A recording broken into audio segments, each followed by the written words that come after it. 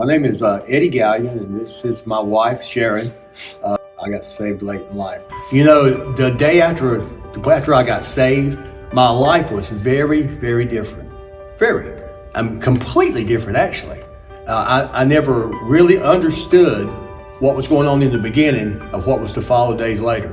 And Brother Vernon, he began to disciple me on some things. The first thing was to follow with baptism and to be obedient to the Lord. He told me that was the first step of obedience, and I desired to be obedient. And he explained to me again about, you need to be a member of a body of the church, you need to be in fellowship, and how important church was. And again, I desired to be obedient, and so I took that next step to be obedient. And it wasn't long after that we went to this thing called a Stewardship banquet. Not really knowing much about it, I was kind of took back by it all. There was lots of people there. We had a meal, and this guy spoke.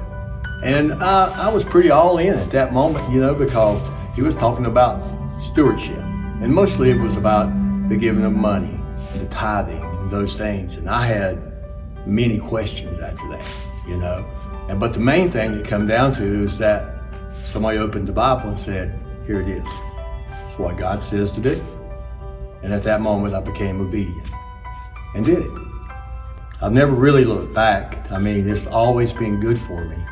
I've tried my best to be obedient. We've tithed regularly. We give offerings. We give to our missions. We've never missed any of it. There's been so many blessings in my life from it. I just can't imagine not being that way. But they all came from the first step of obedience. As I started learning about stewardship, so many things happened to me. There was stewardship of your family, stewardship of how you keep your home, stewardship of the lives that are around you that you affect, stewardship of your time. For me, stewardship is nothing more than just being obedient, and the blessings from obedience wrote all through the Bible. But I just think so many people, and I probably thought this myself at one time, that next step it's not a freedom that you have, that you enjoy. People dread it. I think they do.